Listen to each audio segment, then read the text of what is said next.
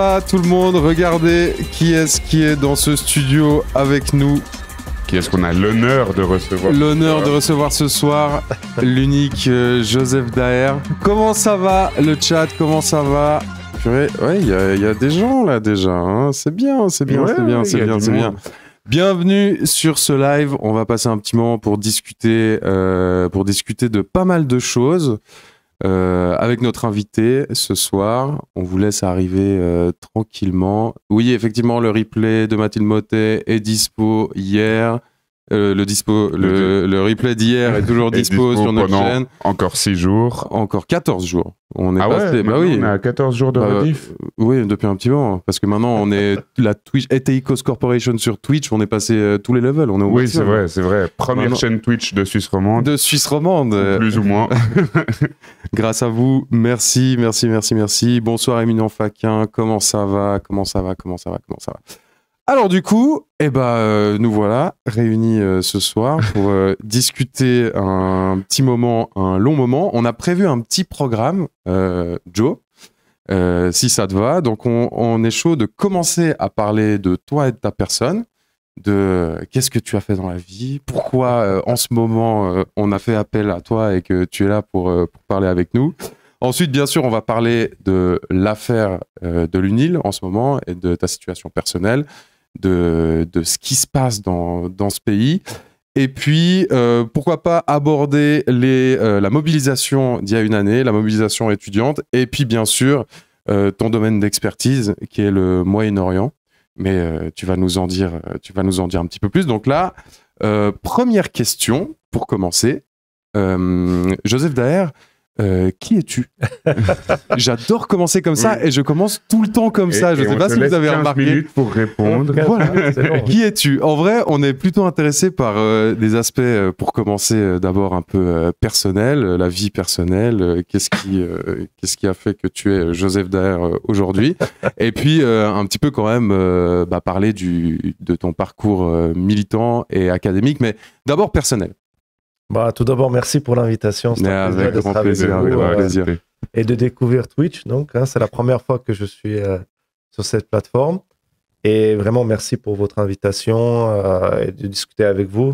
Et aussi avec les internautes, on appelle ça. Hein? Les viewers. Les viewers sur Twitch, ouais. Donc, non, je ne sais pas si on aura besoin de 15 minutes pour parler de moi. Je suis professeur invité à l'Université de Lausanne.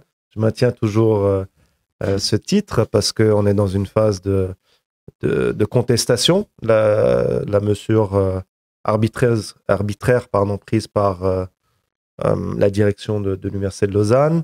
Je suis suisse-syrien, j'ai grandi la plupart de ma vie en Suisse avec des allers-retours de plus en plus importants, je dirais, depuis mes 18 ans.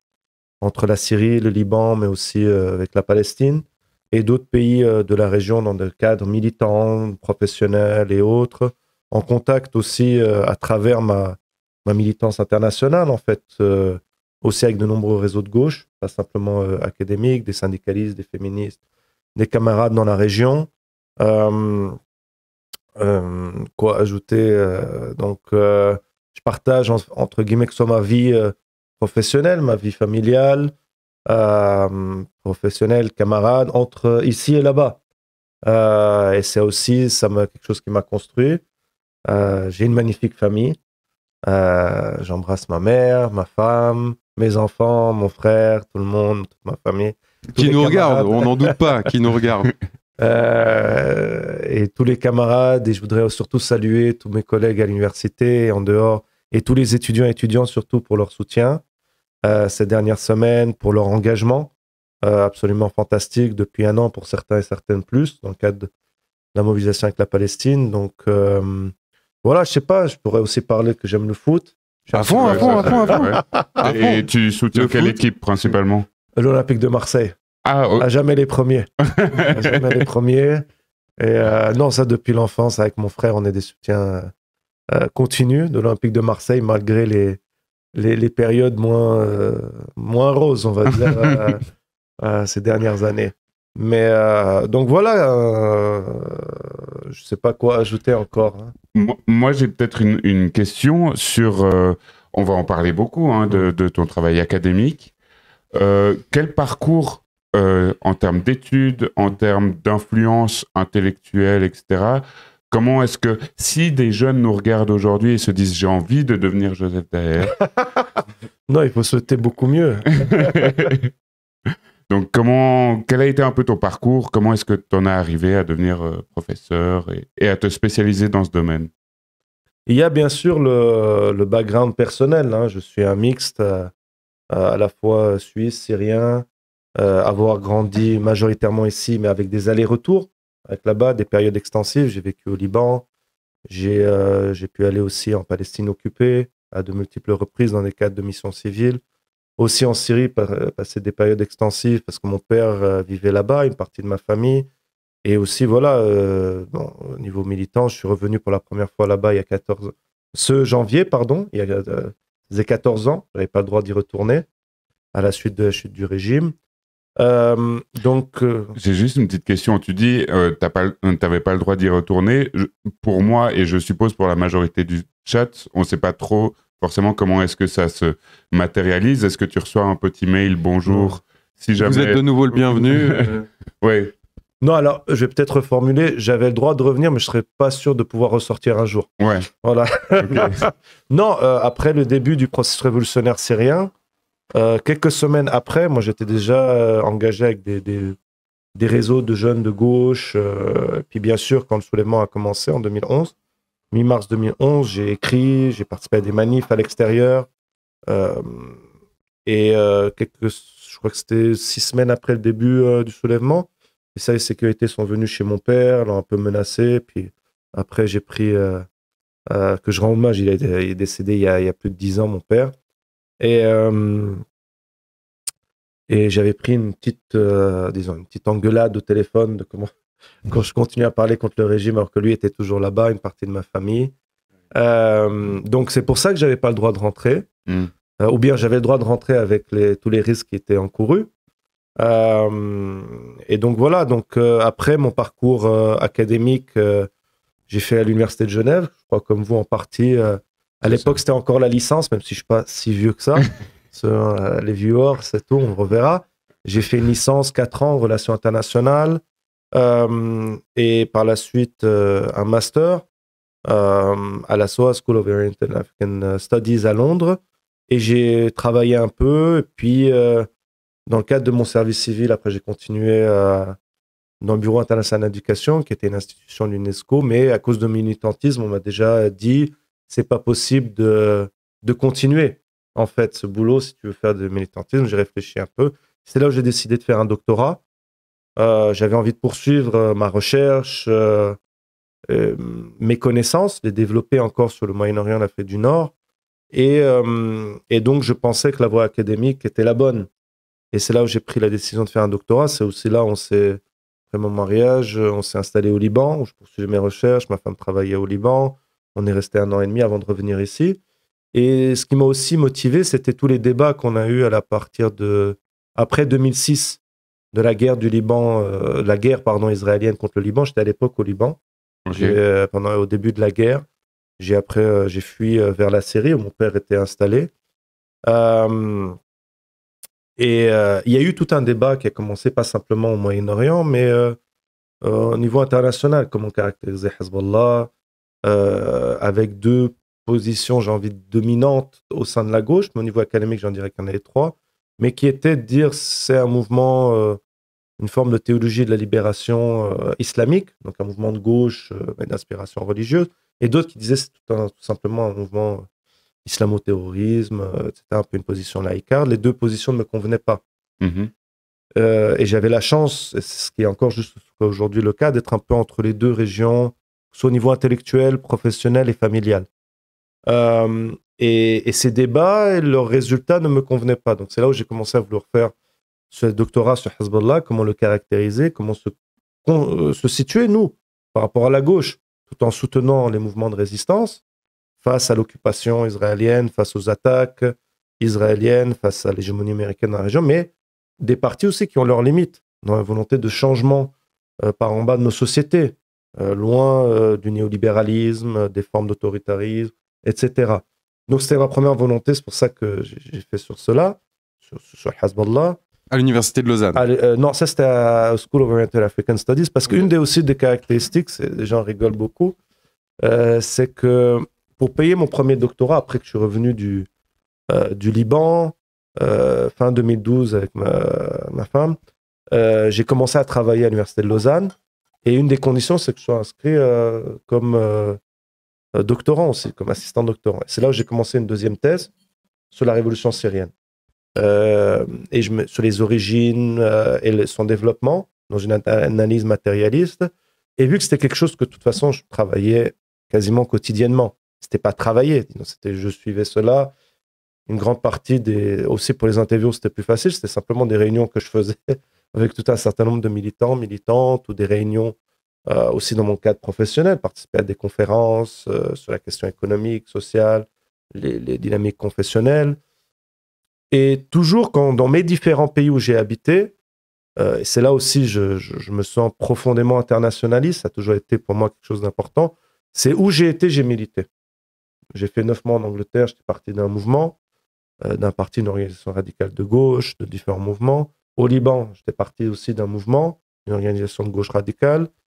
Et quand je suis revenu en Suisse, pour moi, c'était normal de continuer tout ça, et avec un engagement toujours international, et des réseaux internationaux, les maintenir, les nourrir aussi, parce que pour moi, c'est une richesse de toujours être en contact, de comprendre les dynamiques locales, et ce qui me permettait, je faisais beaucoup d'allers-retours avec la région, grâce à mes différents boulots. Donc, aussi, une chance et une malchance, c'est que vu la carrière académique, c'est une carrière relativement précaire, où on accumule des contrats à courte durée, à petit taux. Donc, j'ai multiplié les boulots, soit dans d'autres universités, mais aussi avec des centres de recherche, des ONG syriennes, libanaises. Mais ce qui me permet de faire des allers-retours et de construire un réseau relativement important. Et la multiplicité de tous ces boulots aussi me permet d'avoir des grands réseaux. Et je dirais que c'est ça un peu qui m'a permis de développer. Et toujours, intellectuellement, si je peux dire, ça a été aussi un mix. J'étais la chance de pouvoir lire l'arabe, l'anglais et le français. Donc, c'était à la fois des auteurs ou des intellectuels du monde entier, mais également de la région du Levant, particulièrement Syrie, Liban, Palestine, qui m'ont inspiré. J'ai une question par rapport à ton militantisme, où tu disais que peu importe où tu es allé, tu as fait du travail de militantisme. Et moi, c'est une question qui revient souvent, et c'est même aussi pour moi une question, c'est rien qu'en étant en Suisse et en ayant évolué en Suisse, ça peut être difficile de choisir, entre guillemets, une organisation militante à laquelle appartenir, parce que on peut avoir des désaccords, etc. Comment est-ce que quand tu passes 9 mois dans un nouveau pays, etc., tu te dis, je vais m'intégrer dans cette organisation? Est-ce que ça fait que tu espères qu'elle te convienne, ou est-ce que c'est parce que d'abord tu lis tout ce qu'il y a sur l'organisation ou... Non, c'est une excellente question. Je pense qu'initialement, la première organisation que j'ai rejointe en Angleterre, c'est parce que c'était une des organisations les plus présentes sur le campus où j'étais. Et on a eu aussi une occupation du campus pour s'opposer à l'élévation des taxes étudiantes, qui en Angleterre ont atteint des prix de folie, quoi. Plusieurs milliers de pounds pour faire des années de bachelor chaque année, etc. On avait occupé le hall d'un bâtiment où ils faisaient les réceptions. Donc c'était là pour taper sur le porte-monnaie. On avait occupé à peu près un peu plus qu'un mois. J'avais été un membre très très actif de l'occupation, et j'avais rejoint une organisation qui était la plus présente sur place. J'étais déjà de gauche, mais ils m'ont aussi permis de compléter ma formation politique dans ce cadre-là. Et puis bon, quand on est à Londres, moi qui venais un peu, pour parler du personnel, quelqu'un qui est très famille, qui se retrouvait toujours à la maison. Je me suis pour un peu la première fois, pas la première fois, mais même quand j'allais au Moyen-Orient, si je n'étais pas chez mon père, j'étais chez ma tante, j'étais chez ma cousine, j'étais avec des amis, tous les jours j'avais un truc à faire. Et c'est vrai que retrouver à Londres, dans cette grande ville, et bon, voilà, moi, on se retrouve, j'ai pas les mêmes milieux familiaux, amicaux, et l'activisme, c'était devenu, ce que je faisais tous les jours, à côté de l'Uni. Et donc voilà, j'ai rejoint cette organisation. Par la suite, c'était en lien très souvent par rapport, parce que je suis d'affinité idéologique, mais aussi membre de la 4e internationale. Donc, du moment que, voilà, on y avait, entre guillemets, un parti frère ou sœur dans un tel pays, puis bon, au Liban, j'avais déjà des connaissances d'un certain nombre de militants et militantes qui étaient dans ce parti qui s'appelait le Forum Socialiste, que j'ai rejoint, que j'ai participé, donc c'était normal. Ensuite, en Suisse, c'était sur différentes expériences aussi. D'accord, trop bien. Moi, j'ai une question par rapport, peut-être un peu plus personnelle, mais par rapport à ton, du coup, dernier voyage en Syrie. Ça fait quoi de revenir dans un pays où, déjà, la situation politique, quand tu arrives à la douane, il y a des douaniers, j'imagine. Ils ont enfin, c'est quoi la forme de l'État quand tu retournes là-bas? Et avant, enfin, c'est pas un peu bizarre de se dire que avant, tu avais peur de plus pouvoir repartir. Là, tu t'es dit, bon, bah, je retourne. J'imagine que c'était un voyage un peu en mode retour aux sources, où tu es allé voir peut-être la famille ou des enfants, des gens que tu n'avais peut-être même jamais vus et tout. Qu'est-ce que ça fait de retourner dans ce pays et pourquoi, si tu peux peut-être un peu plus expliquer, pourquoi cette fois-ci, tu étais sûr que tu vas pouvoir repartir? Non, déjà, il faut revenir dans la nuit du 7 au 8 décembre. Au-delà que le 7 décembre, le 8 décembre, c'est officiellement la chute et le départ de Assad, qui part, donc Bachar al-Assad. Déjà, le 7 décembre... Merci, Jamo. Désolé, on a un nouvel abonné. À chaque fois qu'on a des abonnés, magnifique, Mabrouk, félicitations. On prend le temps de les remercier. Merci, bienvenue sur ce stream. N'hésitez pas à venir et vous abonner. 7 au 8 décembre. 7 au 8 décembre, déjà le 7 décembre, c'est l'anniversaire de ma fille. Qui est un événement magnifique, hein, bien sûr, Yara. Et déjà, on est à l'anniversaire, puis moi, toutes les 2 minutes, je check qu'est-ce qui se passe, ça va tomber et tout ça, le régime. Et donc le 8, voilà, on voit ces images où je me rappelle la télévision nationale syrienne qui est prise, et il y a écrit en arabe le régime assassin est tombé et la grande révolution syrienne a vaincu. Je prends ça en photo. Et dès le lendemain, en fait, je pense quand je vais retourner. Dès le lendemain, je pense quand je vais retourner. Le week-end d'après, j'ai des amis qui m'appellent, qui sont au Liban. Ils sont au milieu de Damas, en train de faire la fête le soir. Et encore, c'était une période, bon voilà, ceux qui sont arrivés au pouvoir, moi je suis opposant à eux, Hayat Tahrir al-Sham, et ils sont dans un bar, ils font la fête, ils boivent, ils m'envoient des vidéos et tout ça.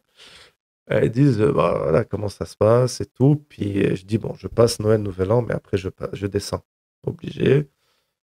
Et en fait, c'est la première fois que je pars de la maison depuis que mes enfants sont nés, plus de 10 jours. Je dis là, on prend exception.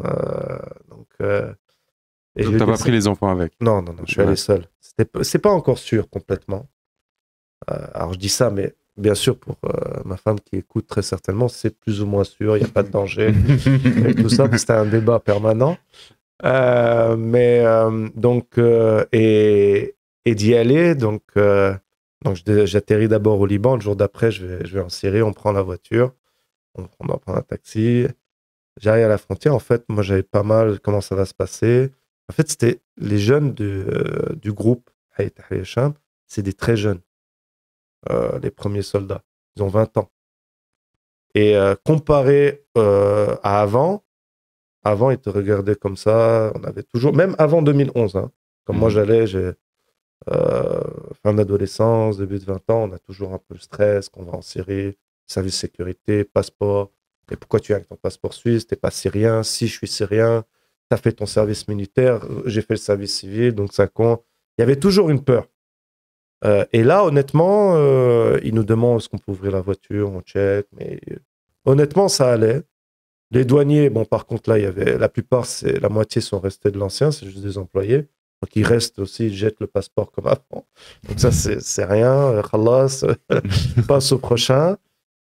Mais ça a duré en tout côté libanais et syrien, parce qu'on s'arrête d'abord au côté libanais, puis après on va au côté syrien. Et tout a duré une demi-heure. Nous-mêmes, avant 2011, ça durait 1 heure. Il y avait du monde et tout. Et puis je me rappelle qu'on passe, et en plus, tu vois, parce qu'en Syrie, ils avaient mis le portrait d'Assad partout. Mais littéralement, quasiment partout. Tout est détruit sur les trucs qu'ils ont tapés. Et ça dure une demi-heure. Puis quand je pars, je dis au chauffeur, c'est fini. Je dis, on est en Syrie. Et il me dit, oui, bienvenue, de retour en arabe. Tu es de nouveau chez toi. Et après, il y avait encore une demi-heure, parce que le plus long, en fait, c'est de Beyrouth à la frontière. Après, tu as une demi-heure de route pour arriver à Damas. Et arriver à Damas, c'était un sentiment incroyable. Parce qu'il y a quelques semaines auparavant, quelques mois auparavant, je me rappelais parler avec des camarades, et pas simplement syriens, mais moi, j'ai fait une croix, ça, je n'ai jamais retourné. C'est fini. C'est fini, on pensait qu'Assad avait gagné. On savait qu'il était très, très affaibli, mais avec le soutien de la Russie, l'Iran, Hezbollah et tout ça, il avait pu se maintenir.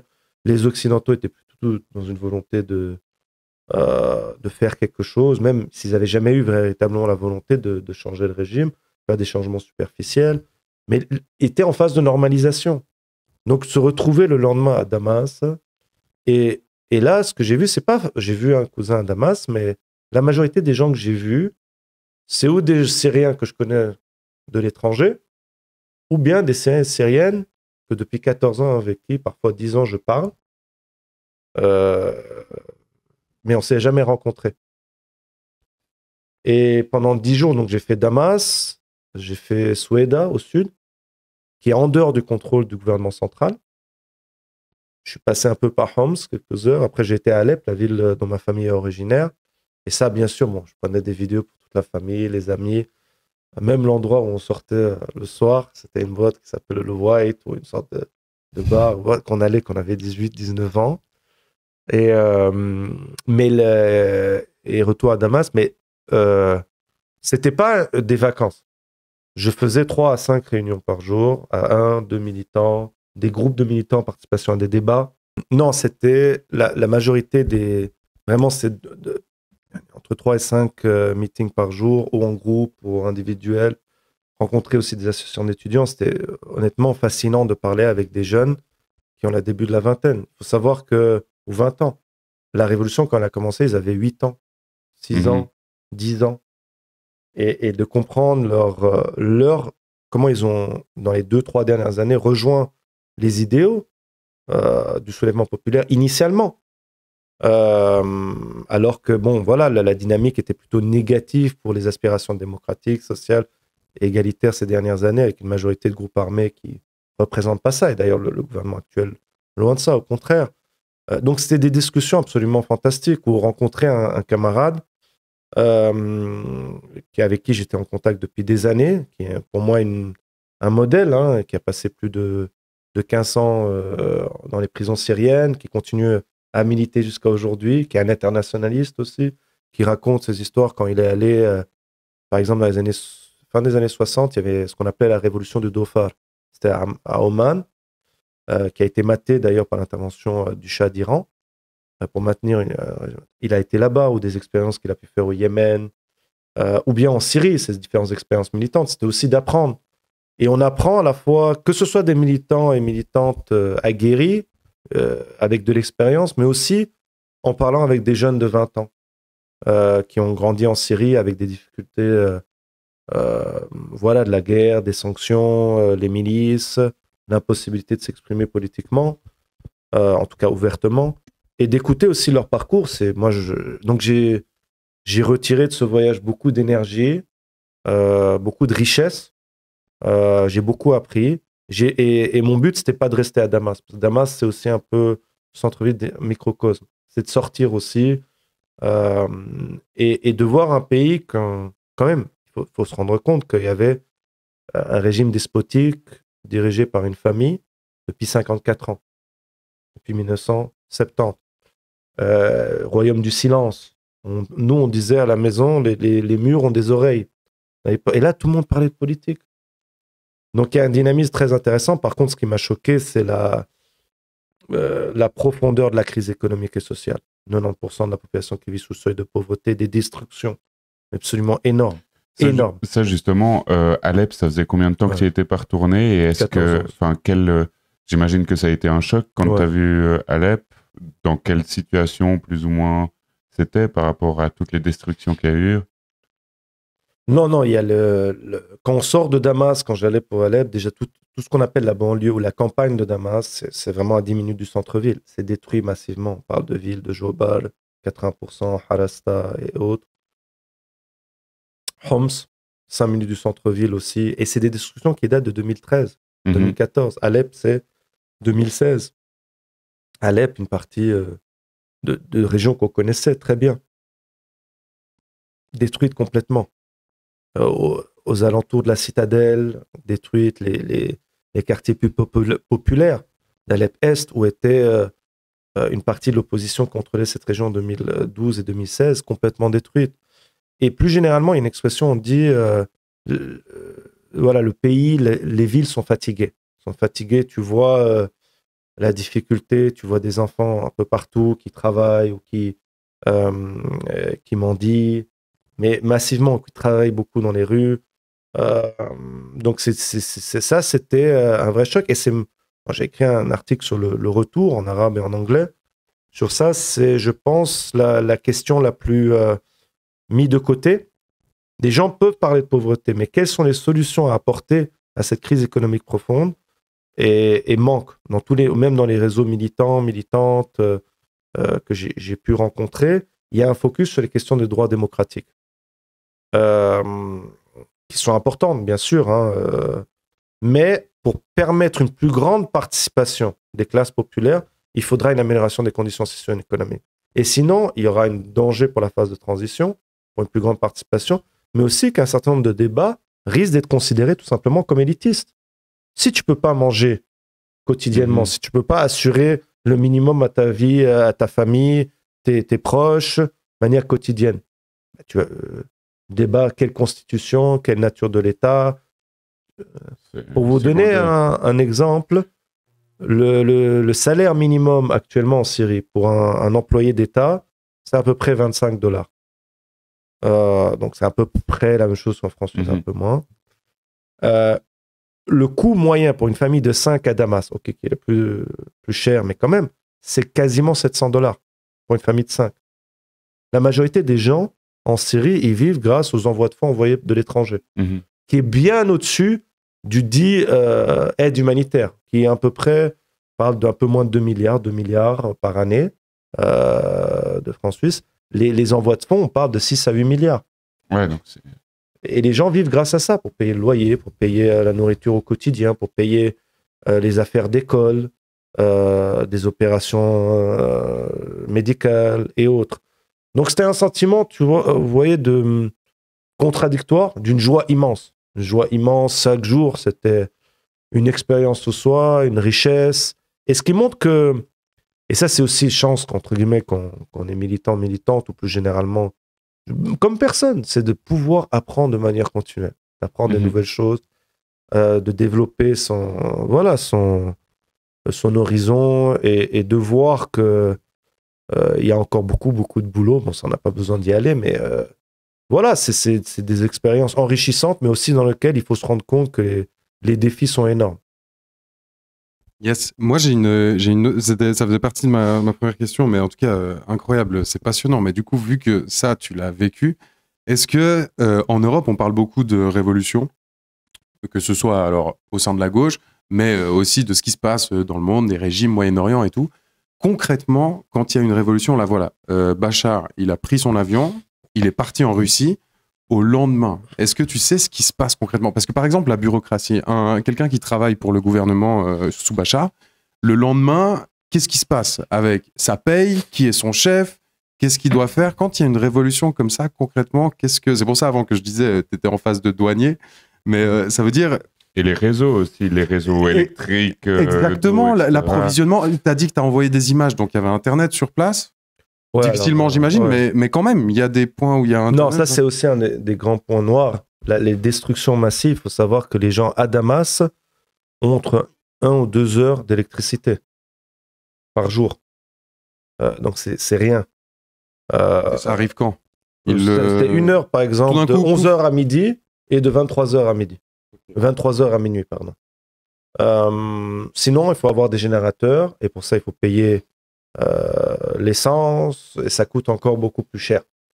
Donc, non, l'électricité, c'est un gros problème et qui affecte toute l'économie, d'ailleurs nationale, productive, parce que les industries, comment vous voulez qu'elles fonctionnent s'il n'y a pas d'électricité? Il manque de beaucoup de choses. Donc, la Syrie, qui était quand même une économie relativement diversifiée, malgré que l'accélération des politiques néolibérales ont facilité surtout des réseaux commerciaux, une économie spéculative, immobilier de luxe, plutôt que la production nationale, type industrie manufacturière, agricole et autres. Maintenant, voilà, donc il y a les problèmes d'électricité. Alors, comment déjà un peu, tu vois, décrire, caractériser ce qui se passe en Syrie? Révolution, normalement, il y a plusieurs définitions. Mais c'est pas simplement un changement à la tête du régime. Ce qui s'est passé, là, on a complètement une nouvelle élite politique. Ce qui n'était pas le cas en Égypte, par exemple, en 2011. Moubarak est parti, mais les centres de pouvoir étaient toujours dans le haut commandement de l'armée. Donc même quand les frères musulmans de Morsi sont arrivés au pouvoir, il y a des tentatives de partage, mais le vrai pouvoir était dans l'armée. Donc quand Sisi a fait le coup d'État, c'était juste une confirmation que le pouvoir était toujours dans le haut commandement de l'armée. Non, en Syrie, c'était une sorte de régime patrimonial que j'appelle, ça veut dire une privatisation des centres de pouvoir dans un petit groupe de personnes familiales, et ils n'avaient plus du tout aucun soutien, zéro quasiment. D'ailleurs, c'est pour ça que la majorité des soldats de l'armée syrienne n'a pas combattu lors de l'offensive, et que le régime est tombé en 3 semaines, parce qu'ils étaient dépendants de l'aide extérieure. La Russie qui était occupée dans son propre guerre impérialiste contre l'Ukraine, Iran, Hezbollah qui avait été affaibli par les guerres israéliennes, etc. Donc, voilà, c'est comme ça qu'il est tombé comme un château de cartes. Maintenant, une grande partie des réseaux de businessmen très très proches du régime sont partis. Mais d'autres sont restés. Dans les hautes administrations de l'État, donc il y a pas mal de changements avec des gens qui viennent des nouvelles autorités, Hayat Tahrir al-Sham, un gouvernement qu'ils ont fait copier-coller, ils ont pris le gouvernement qu'ils avaient à Idlib et ils l'ont mis à Damas, que des hommes issus de la même ethnie, de la même confession. Il n'y a qu'une seule femme qui, bien sûr, et je dis ça de manière ironique, s'occupe des affaires des femmes et qui est réactionnaire et conservatrice sur ses positions. Un processus qui n'est pas du tout démocratique d'ouverture. Le dialogue national, ça a été une blague. Ils ont fait une nouvelle armée, parce que l'ancienne armée a disparu, où il y a aussi qu'une seule, disons, c'est les hauts commandements qui étaient chez eux, sont remis là, et aussi, j'ai envie de dire, complètement, pas du tout hétérogène, mais homogène au niveau ethnique, confessionnel et autres. Nouveau service sécurité, qui est le bras droit etc. Donc, on a un nouvel État qui est en train de se mettre en place, mais qui ne répond pas du tout aux aspirations du début de la révolution, démocratie, justice sociale et égalité. La chance qu'on a par contre en Syrie actuellement, c'est que l'espace démocratique s'est étendu. C'est-à-dire, eux, ils n'ont pas encore tout le pouvoir pour tout contrôler. Il manque de capacité humaine et militaire. Il faut savoir que le groupe de Hayat Tahrir al-Sham, c'est 40 000 soldats. Donc tu rajoutes aussi les proxys de la Turquie, qu'on appelle l'armée nationale syrienne, ça rajoute, mais même 100 000, pour une population de 20 millions d'habitants. Et ils ne contrôlent pas toute la Syrie. Au niveau capacité humaine, ils sont obligés de faire avec les employés d'État qu'il y avait avant. Mais ils veulent virer un tiers en les accusant d'être des employés qui ne viennent pas. Il y avait des systèmes clientélistes, mais c'est un peu un Thatcher islamique. Ouais. Là, quand tu l'as dit, ça m'a fait penser aussi à Elon Musk qui dit que en fait, les fonctionnaires ne travaillent pas. Le nouveau ministre des Affaires étrangères a été invité au World Economic Forum, qui est quand même la Rome ou le Vatican, ou la Mecque du capitalisme néolibéral des élites internationales, a annoncé qu'il voulait privatiser les principales infrastructures de l'État, aéroports, ports, transports, etc. Ils veulent privatiser les compagnies d'État, mesures d'austérité. Ils ont déjà baissé ou diminué massivement les subventions sur le prix du pain. Le prix du pain, le matin, moi je me levais, je voyais des gens qui faisaient des queues énormes. Et pour les personnes les plus âgées qui ne peuvent pas rester peut-être des heures en train de faire la queue, mais il y a des gens qui font à leur place et qui revendent le pain, mais plus cher. Mais quand on augmente de 1000%, 4000% le prix du pain. Donc ça veut dire que c'est passé de 400 livres syriennes à 4000 livres syriennes. Et en plus, ils ont diminué la quantité de pain. On augmente le taux de pauvreté. Ils veulent... Donc, c'est vraiment des politiques économiques très néolibérales, d'austérité. Et, si je peux me permettre une question par rapport à ces politiques néolibérales, comment est-ce que tu expliques qu'ils aient cette idéologie néolibérale? Est-ce que c'est pour plaire à la bourgeoisie occidentale en venant au World Economic Forum et pour ensuite potentiellement avoir des investissements ou autres? Est-ce que c'est parce que dans leur système de pensée idéologique, ils sont fondamentalement néolibéraux, mais à ce moment-là, je vois pas comment ça convient avec également d'autres visions idéologiques que j'ai pu comprendre de ce groupe. Comment ça se formule, selon toi? Ouais. Avant de revenir, il y a quelque chose ironique, entre guillemets. On sait que Hayat Tahrir al-Sham prend ses origines dans Al-Qaïda après, et Al-Daesh, surtout Daesh. Les deux, disons, après l'occupation de l'Irak. C'est vrai que le ministre des Affaires étrangères syrien s'est retrouvé dans un débat au World Economic Forum, modéré par Tony Blair, Premier ministre britannique qui était participant dans l'occupation de l'Irak. Donc, voilà.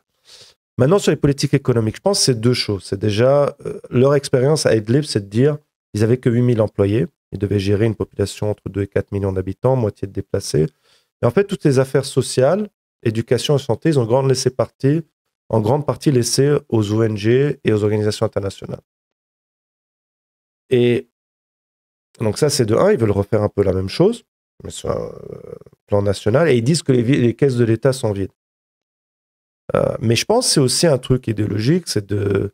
Historiquement, les mouvements fondamentalistes religieux, qu'ils soient d'ailleurs chrétiens, musulmans ou autres, ont toujours favorisé des politiques néolibérales, moins d'État au niveau des services sociaux, et à la place, on encourage des organisations caritatives religieuses, où on transmet aussi un message religieux. Et ça, on voit que c'était aussi au niveau des organisations intégristes islamiques dans la région du Moyen-Orient et l'Afrique du Nord, c'était un moyen de te gagner une base populaire. Donc pour moi, ce n'est pas véritablement une surprise de voir cela. Après, il faut savoir encore, comme je disais, ils n'ont pas les capacités humaines et militaires. Il y a des régions qui sont en dehors du contrôle de Hayat Tahrir al-Sham. On a le nord-est avec la question kurde, où c'est le nord-est de la Syrie, c'est à majorité kurde, mais c'est très grand, c'est très divers. Okay, c'est pas comme le Kurdistan irakien, vous avez 90% de Kurdes. Vous avez des Kurdes, des Arabes, des Arméniens, des Assyriens, des Syriacs et autres. Mais vous avez l'autorité autonome du nord-est de la Syrie qui est dirigée par un parti sœur du PYD. Vous avez et qui fait face à de nombreux défis, soit de la Turquie, où on verra quelle sera la position des États-Unis qui ont toujours une base. Mais s'ils partent, il y a un risque que la Turquie attaque. Et on voit de nouveau un modèle qui pourrait se passer au nord-ouest de la Syrie, qui était Afrin, qui était aussi une région à majorité kurde, qui a été occupée par la Turquie et ses milices de l'armée nationale syrienne, réactionnaires, qui ont fait un changement démographique. Plus de 150 000 Kurdes ont été déplacés de force de leur maison. Ils sont allés très souvent au nord-est et à Alep. Et on a les régions du sud aussi de la Syrie qui sont en dehors du contrôle de Hayat Tahrir al-Sham. Donc Soueda, où j'ai été, et Dera. Mais même au sein de Damas, il y a une ville qui s'appelle, 10 minutes du centre-ville, Jaramana. C'est pas contrôlé par Hayat Tahrir al-Sham. Et c'était une ville à l'origine, initialement en 2011, de 200 000 habitants, majoritairement druzes et chrétiennes. Et après, c'est maintenant 1 million d'habitants, parce qu'il y a eu beaucoup de déplacés d'autres régions de Damas, qui ont fui la guerre et tout. Et il y a beaucoup de mouvements de gauche. Moi, j'ai beaucoup de mes amis qui vivent là-bas. Et c'est assez ouvert. Disons, beaucoup de gens qui arrivent comme individus simplement, qui n'ont pas des attaches familiales à Damas, m'ont dit très souvent, ils vont là-bas. C'est un peu plus tranquille au niveau des mœurs et tout ça. Donc, on a une Syrie où la chance qu'on a, pour l'instant, c'est que Hayat Tahrir al-Sham ne peut pas tout contrôler. Et il y a un espace démocratique. Si vous allez à Damas, aujourd'hui, il y a 3-4 conférences par jour. Maintenant, ça se déplace un peu. Ça essaye de faire dans d'autres régions. Il y a le fait que dans l'armée, disons, les autres groupes armés refusent de rentrer du Sud et les Kurdes en disant, nous, on est prêts à rentrer, on n'est pas contre. Mais quel est le plan pour le futur? Est-ce qu'il y aura une Syrie démocratique? Une forme de démocratisation? Est-ce que les Kurdes pourront avoir des droits nationaux qui ont toujours été niés dans l'histoire de la Syrie, depuis l'indépendance de la Syrie? Le droit de parler leur langue, d'enseigner leur langue, des droits et autres. Il faut savoir que les régions du Nord-Est, où vivent une grande partie des Kurdes, sont les régions les plus pauvres de Syrie. Il y a aussi des Arabes et autres, alors que c'est très riche en pétrole, en agriculture et autres. Donc, il y a énormément de défis. En plus, il y a les États étrangers, qui aucun, soit régionaux ou internationaux, veulent la démocratisation de la Syrie. Ils veulent une stabilité autoritaire. Israël a envahi tout le Golan et les régions du sud de la Syrie, et bombarde depuis continuellement.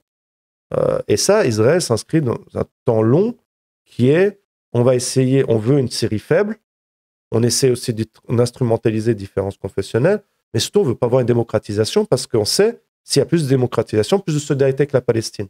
Le jour du cessez-le-feu à Gaza, il y avait des manifestations dans toutes les villes syriennes. Ça, sous le régime, c'était impossible de sortir de sa propre initiative. Moi, j'ai des amis à l'université, durant la deuxième intifada, dans le début des années 2000, le régime organisait ces manifestations. Il faut les suivre. C'était plutôt dire Bachar al-Assad est fantastique, plutôt que dire vive la Palestine. Et ceux et celles qui essayaient de faire en dehors de ces canaux du régime étaient réprimés durant la deuxième intifada. Et là, les gens peuvent s'écrire. Et ils savent, Israël, quand il y a une démocratisation de la région, ça va contre ses intérêts. Parce qu'il y a une solidarité très forte avec la question palestinienne. On a la Turquie qui menace pas simplement la question kurde, mais une future Syrie démocratique. Parce qu'aussi, à travers la question kurde, c'est la même question qui se pose en Turquie. À travers la question kurde, on pose la question d'une véritable démocratisation de ces pays. D'un État qui représente toutes les strates de la société. Pas un État basé sur une domination ethnique / religieuse. Et c'est ça ce qu'on porte, nous, les militants et militantes de gauche, que ce soit en Turquie, en Syrie ou partout ailleurs dans le monde. C'est des pays basés sur, non une question de domination ethnique ou religieuse ou autre, c'est la question, voilà, on veut l'émancipation de toutes et tous. Voilà, il y a tellement de dangers, de défis. Il faut savoir que les sanctions sont toujours en place. Moi, j'ai toujours été contre les sanctions sectorielles, c'est-à-dire qui affectent la population. Et qui, en plus, et maintenant ça le prouve, qu'ils sont un instrument de pression. Si vous ne répondez pas à nos exigences, on continue les pressions. Alors qu'officiellement, les pressions étaient dites contre le régime syrien, mais elles continuent aujourd'hui. Et puis ça affecte la population. Donc, il y a tous ces défis. Mais ce que je dis toujours, c'est qu'aujourd'hui, l'espoir, il est là parce que ces défis, on n'en parle pas simplement, on peut les vivre. Et de vivre ces défis, de les confronter, c'est déjà une chance pour les Syriens et Syriennes après 54 ans. Après encore, il y a tout à reconstruire. Des réseaux de syndicats libres.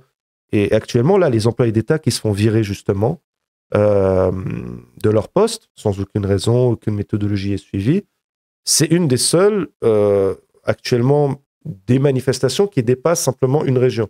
Il y a de partout. Et des tentatives d'organiser ces travailleurs, employés d'État, à travers les régions. Mais ça a besoin de temps. De même de redynamiser des syndicats, des associations professionnelles, qui ça fait depuis 50 ans, leur direction est désignée par l'État. Et d'ailleurs, on voit beaucoup plus de continuation entre Hayat Tahrir al-Sham, le gouvernement actuel, avec le régime ancien, que de rupture.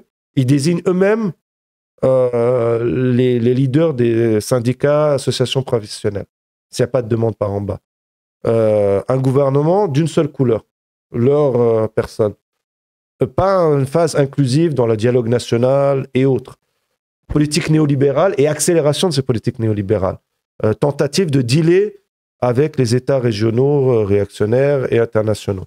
D'ailleurs, pour le nouveau gouvernement fait tout ce qu'il peut pour essayer de gagner les bonnes intentions des monarchies du Golfe et des États occidentaux, mais également d'Israël, en disant nous, on ne veut pas de guerre avec Israël.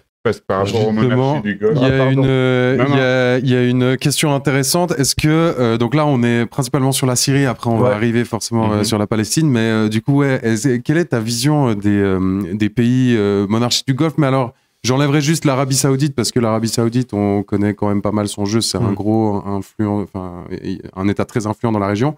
Mais comment tu vois le jeu des, je dirais, du coup, Émirats arabes, Qatar, Bahreïn et Oman? Oui, donc les deux principaux dans la liste que tu as fait, c'est vraiment Qatar et les Émirats. Et le Bahreïn suit la politique de l'Arabie Saoudite principalement, et le Oman joue un rôle particulier de médiateur. Ils sont discrets un peu sur la scène internationale. C'est un rôle internationale. historiquement de médiateur. Donc c'est là, par exemple, que très souvent les négociations se passent entre de manière directe ou indirecte, entre l'Iran et les États-Unis. Okay, et Oman a toujours, par exemple, maintenu des relations avec le régime syrien, même lorsqu'il était boycotté par une monarchie. Donc, ils ont des particularités et autres. Maintenant, les Émirats, c'était ceux qui étaient le plus opposés avec l'arrivée au pouvoir de Hayat Tahrir al-Sham, qui avait poussé le plus pour la normalisation du régime syrien depuis 2018, et qu'on appelle un peu le chef de file de la contre-révolution. Même si pour moi, tous ces monarchies, sans exception, sont des acteurs de la contre-révolution. Hein. Mais les Émirats, par sa politique déjà de normalisation avancée avec les accords d'Abraham avec Israël, ils disposent déjà de technologies israéliennes depuis longtemps. La plupart des services de sécurité, ou je veux dire, agences de sécurité visuelle, télévisuelle, viennent d'Israël depuis très longtemps. Et ils utilisent cette technologie aussi pour réprimer les opposants, contrôle et autres. Ils sont plutôt pour... Voilà. Ils étaient plutôt pour le maintien des anciens régimes. Ils interviennent aussi de Soudan, ils soutiennent des milices meurtrières et autres. Et donc là, dans le cadre syrien, ils sont un peu obligés, parce que l'Arabie Saoudite a aussi avalisé ce nouveau gouvernement en partie, mais aussi parce que le nouveau gouvernement a dit clairement, nous, on n'est plus du tout dans une phase révolutionnaire. On est dans la construction d'État et on va garantir vos intérêts. D'ailleurs, Ahmed Sharer, l'ancien Djoulani, a dit l'Arabie Saoudite a un modèle économique, c'est un modèle à suivre pour nous. Mohamed Ben Salman est un visionnaire, etc. L'Égypte, il y a un membre de... Parce qu'à Hayat Tahrir al-Sham, ce que je n'ai pas parlé, il y a encore alors, comme internationaliste, ce n'est pas un problème, mais il y a des gens, des soldats qui sont de différentes nationalités, Ouïghours, Égyptiens et autres, mais qui sont venus en Syrie. Et d'ailleurs, c'est eux très souvent qui posent des problèmes par rapport aux minorités. Ils ont d'ailleurs brûlé des sapins, parfois, et tout, de Noël à Noël, quelques-uns. Ils ont été contrôlés. Ils sont virés dans une perspective véritablement djihadiste. Donc maintenant, ils vont rester en Syrie et tout, mais ils sont plus contrôlés par Hayat Tahrir. Mais il y a un Égyptien, par exemple, de Hayat Tahrir al-Sham, qui a fait une annonce pour refaire un soulèvement contre Sisi, le 25 janvier, qui était le début du soulèvement populaire en 2011. Le lendemain, il était arrêté par Hayat Tahrir al-Sham pour dire on garantit aux autres États que nous, on est vraiment on veut garantir vos intérêts et autres. Qatar est beaucoup plus dans une perspective d'alliance avec la Turquie, à favoriser son soutien à des mouvements des frères musulmans durant les processus révolutionnaires, mais ça dépend aussi. Au Bahreïn, il était opposé à la dictature, il était opposé, au soulèvement populaire. Donc il joue un rôle aussi de soutien à l'impérialisme américain. Il faut savoir que la plus grande base américaine au Moyen-Orient, c'est au Qatar. CENTCOM, c'est 13 000 soldats et qui sert de base pour le lancement d'opérations dans 27 pays régionaux. Afrique du Nord, partie de l'Afrique, Moyen-Orient, Afghanistan. Donc le Qatar a plutôt essayé de favoriser la reconnaissance du nouveau gouvernement en Syrie avec la Turquie. La Turquie, c'est le principal acteur aujourd'hui, étranger en Syrie, et le Qatar, c'est celui qui va jouer un rôle certainement d'aide économique, très fortement. Parce qu'il faut payer pour la reconstruction. Donc les compagnies privées turques sont importantes, ils ont le know-how, le savoir-faire pour la reconstruction, mais qui va payer? Principalement, a priori, s'ils veulent chercher de l'argent, ce sera plutôt du côté Qatar, Arabie Saoudite, mais ça viendra en contrepartie de quelque chose. Mais surtout aussi, je pense que les gens se trompent en pensant que les monarchies du Golfe vont juste jeter de l'argent. C'est fini cette période. Ils sont dans une période de développer leur propre économie, plus dans une perspective uniquement rentière, mais de développer leur propre capacité productive, de sources d'accumulation capitaliste, etc. Donc ça, c'est un peu le rôle des monarchies du Golfe. Et il y a une volonté de réinstaller une forme de stabilité autoritaire au Moyen-Orient. Malgré leur rivalité, ils ont ça en commun. Ouais. Trop bien. Il y avait une question de Grégo ultra intéressante aussi, je trouve, par rapport au début de la Révolution en 2011, où il dit qu'il avait entendu dire que c'était notamment lié au prix du pain. Il a écrit ça quand tu parlais notamment de la situation économique de la Syrie. Est-ce qu'effectivement, en 2011, ce qui met le feu aux poudres, c'est potentiellement une inflation du prix du pain ou comment est-ce que ça s'est mis en place? Donc, c'était plutôt sur un temps long. Les mesures néolibérales, d'augmentation des mesures d'austérité. On a eu des taux d'inflation qui continuent à augmenter en Syrie. Donc, il faut savoir que le taux de pauvreté est passé de 15% à peu près à 35% veille en 2011, avec 30% qui vivaient juste au-dessus. Mais ce qui a été l'étincelle, si on veut, c'est d'abord les images de la Tunisie et de l'Égypte, surtout l'Égypte. Ça a été et qui a inspiré une nouvelle génération. Je dirais surtout les moins de 30 ans qui n'avaient pas vécu forcément la répression meurtrière des années 80. Il faut se rappeler, dans les années 80, le point culminant, c'est la répression de la ville de Hama. Après une insurrection armée des mouvements des frères musulmans, on parle de destruction massive de la ville, mais de 10 000 à 30 000 morts du régime syrien. Et le fait de voir sur ces images télévisées, ça ne pouvait plus être caché. Moi, je me rappelle, au début de la révolution tunisienne, j'étais en Syrie, on regardait ça, on se regardait aux alentours, ce que ça va se passer ici. Et on avait vu les problèmes économiques qui grandissaient et autres. Et de voir ça à la télé, ça a inspiré une nouvelle jeune génération. Et l'Égypte, ça a été le point culminant des millions de personnes. Et c'est là où on a vu une accélération. Ça avait commencé en janvier, mais déjà une accélération en mars. Donc il y a eu ça, ce côté, l'inspiration de ces soulèvements populaires. Et l'étincelle, en fait, c'est la torture d'enfants à Dera, dans la région du sud de la Syrie, après avoir écrit sur des murs « Ton tour va venir ». Ton tour vient, il y a docteur. Docteur, parce que Bachar el-Assad était ophtalmologue officiellement. Il voyait toujours pas très bien dans la réalité, on peut dire tout ça. Et donc l'étincelle n'est pas directement socio-économique, même si c'est les racines profondes. Parce qu'il y a un focus qui a été fait, que ce soit par les médias occidentaux ou de la région, sur la question démocratique. Bien sûr, l'absence de démocratie, l'autoritarisme, c'est un élément fondateur et fondamental mais la question socio-économique est pour moi beaucoup plus importante. Et d'ailleurs, si on regarde la géographie du soulèvement populaire syrien, c'est les régions paupérisées, c'est les périphéries, c'est les périphéries des grandes villes. D'ailleurs, Dera est très symbolique parce que historiquement, c'était un vivier du parti Baas qui était au pouvoir. Les anciennes élites qui étaient issues des paysans de taille moyenne, petits propriétaires, beaucoup de ces élites étaient des membres du parti Baas. Et c'est parti de là. Et ça reflétait en fait l'évolution de ce régime qui, dans les années 60, vient d'une forme de nationalisme arabe, socialisme arabe, avec des politiques radicales, mais qui a complètement oublié et abandonné et opposé ça avec l'arrivée de Hafez al-Assad en septembre, qui d'ailleurs a combattu la branche de gauche du Baas, les a emprisonnés.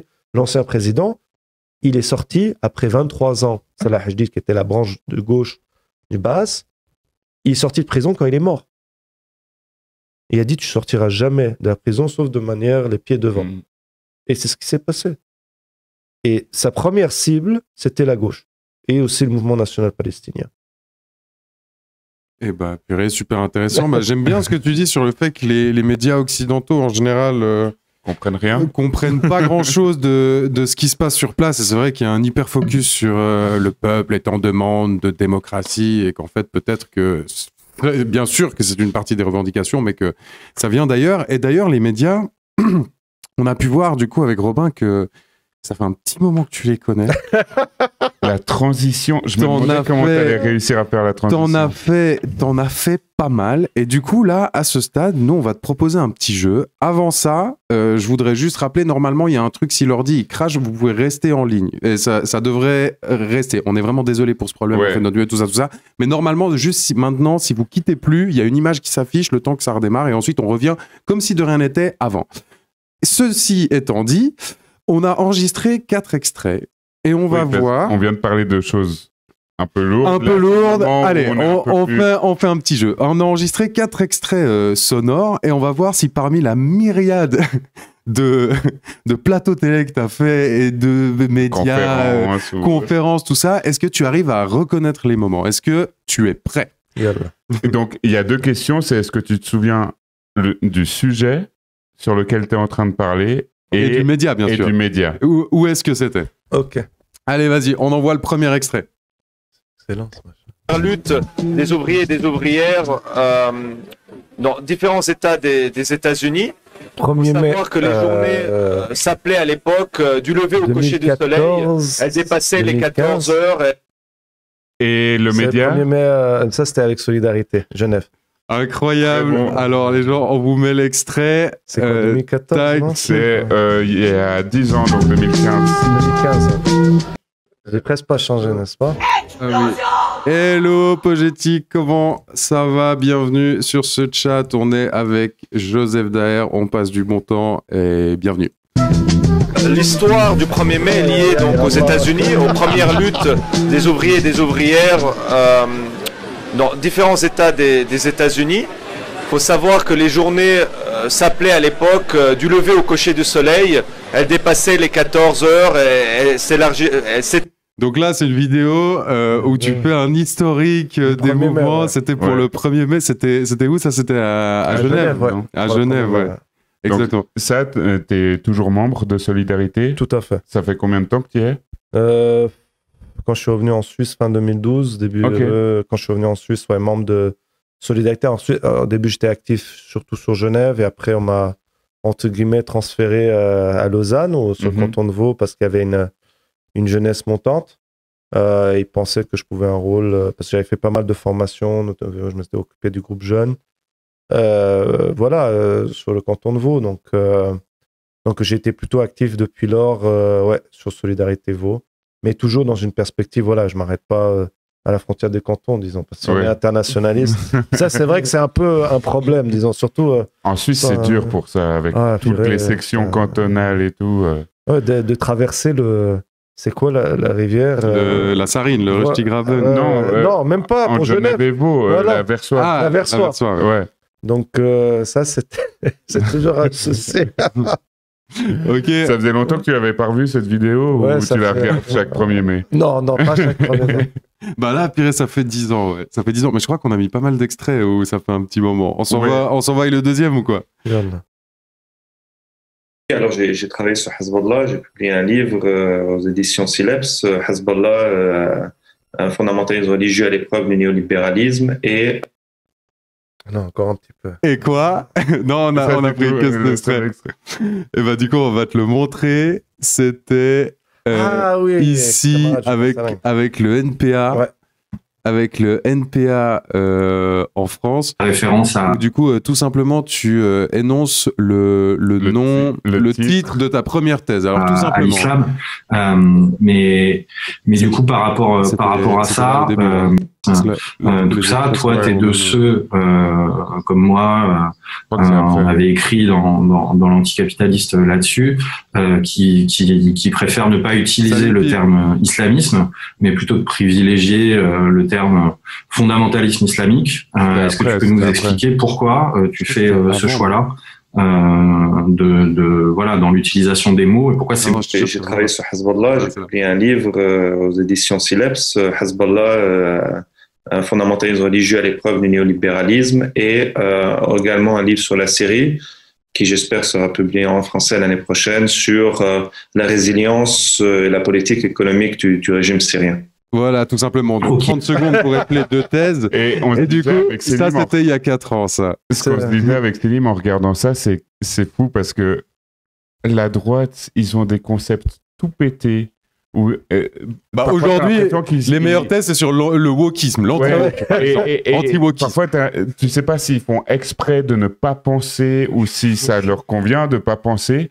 Et ensuite, toi, tu viens par exemple avec un titre Hezbollah au temps du néolibéralisme. On se dit, là, il y a peut-être de la pensée. Là, il y a peut-être... On essaie. Quelque chose d'autre. Et puis, du coup, on se demandait aussi, et ça, c'est ton appartement, ça, c'est en direct de la maison. Ouais, de la bibliothèque à droite et la cuisine à gauche. Et c'est pas la seule vidéo que tu as faite ou interview que tu as donnée au NPA. Tu es assez proche aussi du NPA en France. Donc, NPA, camarades. Nouveau parti anticapitaliste. Ouais, tout à fait. Non, c'est des camarades. Je les salue très fort. Non, je collabore avec eux. Encore une fois, pour moi... c'est des partis qui s'inscrivent dans une certaine tradition politique d'internationalisme qui convient tout à fait. Et donc, j'ai des relations proches avec le NPA. J'ai fait un certain nombre de conférences avec eux quand il faut apporter notre solidarité face à la répression qu'ils subissent et de la même manière qu'ils le font. Là, ils ont communiqué aussi. Hein. Donc, un certain nombre de camarades. Ouais. J'ai vu aussi Révolution Permanente, qui est une scission du NPA, si je me souviens bien.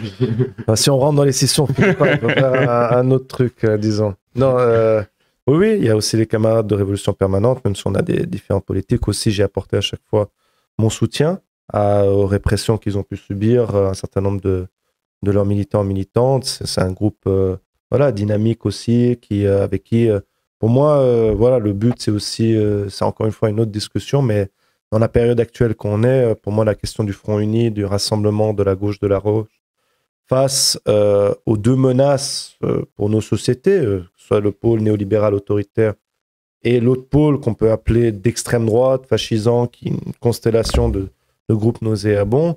Moi, je pense fondamentalement aujourd'hui la question du Front uni, du rassemblement est absolument essentielle. Ça ne veut pas dire qu'il faut faire l'économie de débat, qu'on ne peut pas avoir de diversité d'opinions, mais pour moi, aujourd'hui, on a un devoir, une responsabilité de rassembler nos forces pour défendre les droits démocratiques et sociaux, ici ou ailleurs d'ailleurs. Et je pense que si on est simplement commentateur de la vie politique... Comme nous. Non, mais disons, vous êtes actif aussi dans la vie politique, disons, mais comme organisation, je parle. Ouais. Je pense que c'est... Moi, en tout cas, je ne fais pas de la politique simplement pour être commentateur. Donc voilà, non, ça c'est un autre débat. Mais pas que le PS? Non. Non. Allez, 3e extrait. Question nationale kurde et autres. Et dans les limites en fait que tu dis, ces conseils ou ces comités de coordination anticapitaliste aussi sur le livre Révolution martyre avec le camarade de la librairie de la Brèche, je pense. Je crois que c'est ça. Alors, on a mis cet extrait. Non, là, en fait, on fait le jeu. Donc là, c'est juste les extraits. On a mis cet extrait parce que justement, avant, quand on parlait de dynamisme à gauche. Là, c'est vrai qu'on est sur une question. Régionalisme, etc. Le son est pas pour là. Également, je crois que c'est la question créée en fait quasiment de l'extérieur, même sur le sol turc en fait. Donc c'est ce qui va s'appeler. Est très long. Et aussi sur la complexité. Alors nous, on le fait aussi parfois, mais sur la complexité des questions où parfois, ça demande à être un public averti sur le sujet. Averti, ouais. C'est pour ça que juste cette question, elle nous a fait marrer parce que bon là, ils ont fait un petit décor et tout. Franchement, c'est joli. Non, il y a le décorum et tout, mais juste, ouais, c'est vrai que la question, des fois, c'est waouh, c'est compliqué de rester dans le truc. Du coup, on trouvait cet extrait marrant et puis on part pour le dernier extrait. Qui est encore une fois, je dis, pas forcément constitué seulement de l'État islamique. Alors, Joseph Der, on va essayer de voir parce qu'il vient un événement j'ai reconnu la voix. Pascal de Caillé, l'élément bleu. Trump. Ouais. Alors, c'est pas tout à fait la même. Mais là, ce qui nous intéressait, c'est qu'on est tombé sur cette vidéo, donc qui date d'il y a 10 ans. Là, vous m'avez fait rejaunir. Là, mais ce qu'on trouvait super intéressant, c'est que là, le journaliste relance en disant la situation en Syrie change avec l'élection de Donald Trump, et on a vu ça et on s'est dit 10 ans après, la phrase pourrait être posée exactement pareil. Avec la nouvelle élection de Donald Trump, ça change de rapport de force en Syrie. On regarde juste l'extrait du coup. Ce même genre de bombardement. Alors, il y a évidemment un acteur majeur sur la population 2015, début de guerre civile, que ce soit les casques étaient décisifs pour le régime. Et là, il lance, il y a un deuxième acteur majeur. Un événement majeur qui vient de se dérouler il y a 10 jours d'élection de Donald Trump. Alors, c'est pas tout à fait la même chose pour la question syrienne ou même proche-orientale en général que si ça avait été Madame Clinton. Il dit qu'il veut faire des accords et peut-être des accords avec Poutine. Qu'est-ce qu'on peut entrevoir au fond? En l'occurrence, on va voir une accélération de la volonté de liquider le processus populaire et de révolution en Syrie. Comment Ça veut dire accélérer les accords avec le régime de Poutine pour mettre fin à toute forme d'opposition en Syrie et de relégitimer le régime de Assad malgré ses crimes de ces 5 dernières années. Donc Poutine va sauver, au fond, la peau d'Assad. Poutine le sauve déjà depuis plus d'1 an. Il faut savoir que sans l'aide militaire russe, l'aide militaire économique et politique de l'État russe, iranien et des groupes du type Hezbollah libanais, le régime syrien serait tombé déjà depuis 2012. Alors c'est incroyable cet extrait. Parce que vraiment, il y a déjà Trump. C'était il y a 10 ans, c'était sur Trump, avec Poutine, tout ça. Et puis. Et aussi la question des accords entre grandes puissances, sans prendre en compte la volonté populaire dans les régions commentées. Et ouais, moi, on trouvait ça frappant comme à la fois c'est la même situation, mais aussi comme en ayant une grille d'analyse assez sérieuse, pointilleuse sur la réalité du terrain, bah, c'est difficile de se tromper. Tu dis, sans l'aide de Poutine, le régime de Bachar el-Assad tombe. Bon, bah, là, il est tombé. Alors, il y a aussi d'autres circonstances qui l'expliquent, mais je trouve que c'est assez frappant de voir ça, cette justesse d'analyse. Bah, écoute, merci déjà. Et non, mais c'est sympa de revoir ces images. Il y en a, je sais pas si vous avez encore d'autres. Ouais, on en a d'autres. Disons, ça, c'est quand même un contexte différent que parler à l'anticapitalisme, j'ai envie de dire, ou le jour du 1er mai. Mais c'est... voilà, il y a encore un gros travail à faire, disons, parce que le vrai problème, c'est les médias mainstream. Mm-hmm. Vous avez essayé aussi d'amener un média alternatif, un discours alternatif qui est absolument nécessaire. Et je pense que le terrain de la lutte sont... Moi, j'ai toujours dit, le changement, les médias, si vous voulez, ne sont pas un terrain neutre. C'est l'orientation sera la conséquence des rapports de force sur le terrain. Mais jamais je ferai l'économie aussi d'aller, si je suis invité, quand je suis invité dans les médias mainstream, d'amener une autre parole. Et je pense qu'il ne faut pas faire l'économie d'aucune de ces luttes, tout en sachant que la base, c'est quand même par en bas. Et c'est trop intéressant que tu dis ça, parce que justement, on a retrouvé un infrarouge de 2015, où on se disait que tu tenais un discours qui nous semble totalement légitime, et qui, on suppose que le même discours aujourd'hui serait taxé. Ça, c'est vraiment une question. Alors, ce qu'on va faire, c'est que ça te va, est-ce qu'on regarde l'extrait? Et juste après, vraiment, moi, je trouve que c'est fascinant la façon dont on s'adresse à toi. Et peut-être qu'on pourra en rediscuter après. Tu pourras peut-être nous dire l'évolution, parce qu'en fait, on a découvert que vraiment, ça fait plus de 10 ans que tu es dans les médias. Et juste, je me permets de répondre à Grégo, parce qu'on est aussi quand même là pour le public, pour le peuple, le vrai. Grégo, en gros, la réponse à ta question, si je me souviens bien, toi, ta question, c'était sur le prix du blé, ou en somme, pour faire très court, on avait tendance... Enfin, la révolution syrienne a été encouragée par le printemps arabe et ça a montré un exemple, mais que sans situation socio-économique qui s'est aggravée dans ces mêmes années, ça n'aurait pas pu prendre le même élan. Tout à fait. Si on peut résumer. Tout à fait. En quelques mots. Alors, on se regarde. Donc ça, c'était en 2000... Wow. 2014. C'était en 2014 et on se regarde l'extrait puis après on discute parce que je trouve ça super intéressant. Les sources de ce problème sont au sein de nos idéologies politiques. Je m'en serai. La jeunesse. Migration. Donc, et d'un groupe révolutionnaire en Syrie, vous êtes aussi un militant dans l'âme. Quand vous voyez ces jeunes partir au combat, est-ce que vous les comprenez? Je pense que d'abord, malgré qu'on parle d'une quinzaine de personnes en Syrie, qu'on parle de la communauté. Merci Grégo. Pour ton abonnement, Grégo. Donc, le sujet du débat, c'était les jeunes Européens qui partaient en Syrie. Et en particulier la Suisse aussi. Là, ils axent aussi sur les jeunes Suisses qui partaient faire le djihad islamique. Oui. Les musulmans en Suisse, il s'agit de 300 000 personnes et une quinzaine. Il faut quand même tout d'abord, je pense, relativiser ce phénomène. Également en Europe, on a 15 à 20 millions de communautés musulmanes sur plus de 500 millions d'habitants. Et tout d'abord, pour une population qui est déjà stigmatisée, remettre les chiffres, je pense, dans leur... J'aurais dit remettre la mosquée au milieu du village. Ça les aurait sûrement fait marrer, surtout dans le contexte. Leur réalité, c'est important. Ensuite, on peut expliquer... Vous pensez qu'on exagère ce phénomène? Je peux vous donner un exemple typique. C'est déjà comment dire oui sans dire oui. Une communauté qui est déjà stigmatisée en Europe et il n'y a plus besoin de le prouver, qui subit le racisme, l'islamophobie. Juste pour sauter un chiffre, en 2012, il y a des camps qui se passent dans les territoires occupés en Palestine chaque année. Il s'agit du camp, par exemple, de Sar-El, qui dure 3 semaines, où des juifs étrangers sont reçus pendant 3 semaines en été. Il y en avait plus de 1000 qui venaient de la France en 2012. Est-ce que cela a fait scandale? Il s'agit d'une violation du droit international que ces personnes...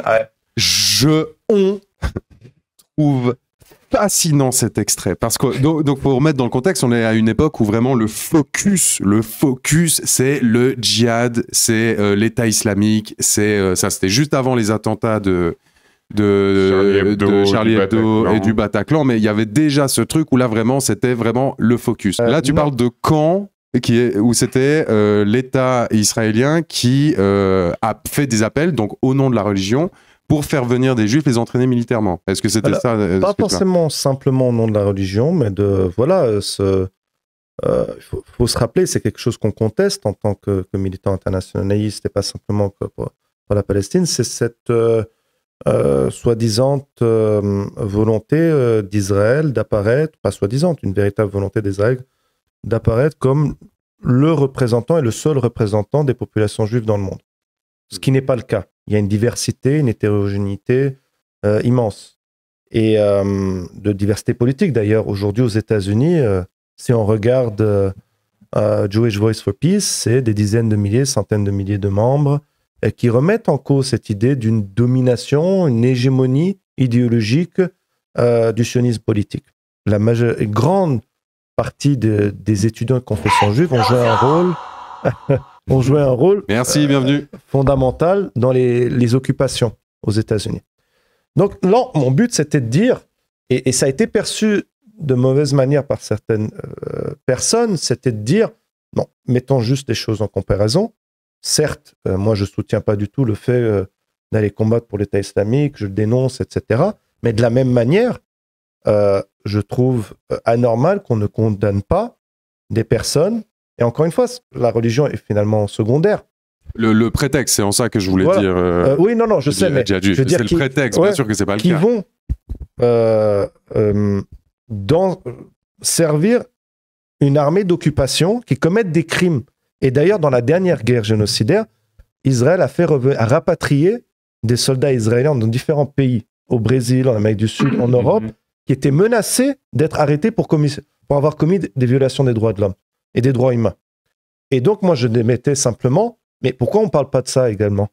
Et c'était de ça, de faire simplement une comparaison, et que toute la question de dire, oui, il y a 15 Suisses de confession musulmane qui sont partis là-bas, on ne pouvait pas faire l'économie ou isoler ce focus du contexte islamophobe dans lequel on vit, soit en Suisse, en Europe, et c'est une volonté de stigmatisation, de criminalisation et autres. Et alors que quand il s'agit d'aller tuer des Palestiniens par un État allié, ça devient tout d'un coup non problématique. Et donc c'était quelque chose que je voulais pointer depuis longtemps, ce deux poids, deux mesures de nouveau. Que tu faisais déjà à l'époque, mais là ce que je voulais dire, c'est que dans la séquence, justement, ce que je trouve qui est assez fascinant, c'est que là, pour le coup, ils t'ont laissé dire ça, ils t'ont laissé parler. Alors là, on peut regarder la fin de la séquence, mais dans le sens que pour moi, rappeler ces faits sur un plateau télé aujourd'hui, j'ai l'impression que c'est presque impossible. Même sur un plateau de la RTS. Et du coup, la question en fait qu'on voulait te poser, surtout, c'est quoi ton analyse, toi qui du coup fréquentes les plateaux télé de plein de chaînes et de petits médias? Je dirais pas de plein de chaînes, mais... Bah, en tout cas, la RTS quand même. RTS, l'aimant bleu, des chaînes suisses. Le climat ou le focus, il a changé, et comment il a changé selon toi ces 10 dernières années? Disons, la question, là, les thèmes, encore une fois, je pense que ça dépend des thèmes dont on parle. Et ça, ils attendaient vraiment pas ce genre de comparaison. D'habitude, on prépare un peu. Moi, j'avais peut-être vite fait mention, mais pas de manière développée. Donc, ils font normalement un peu en danger, mais c'était aussi d'amener une perspective. Avant l'émission, ils te demandent ce que tu vas dire. En partie, oui. Beaucoup dans les différents... en partie, ils veulent savoir l'orientation, ce que j'ai envie de dire, si ça pouvait... Bon, après, c'est aussi... sur la Syrie, disons, moi, je me rends bien compte que la Syrie est en partie comme l'Ukraine, même si c'est des causes justes qu'il faut défendre, pour moi, bien sûr, ça rentrait dans un certain idéal de défense sur ses propres intérêts. Vous voyez ce que je veux dire? Et sur la Palestine, c'était différent. La Palestine, on est vraiment dans une perspective complètement différente. On va à l'encontre, si on veut, du discours dominant.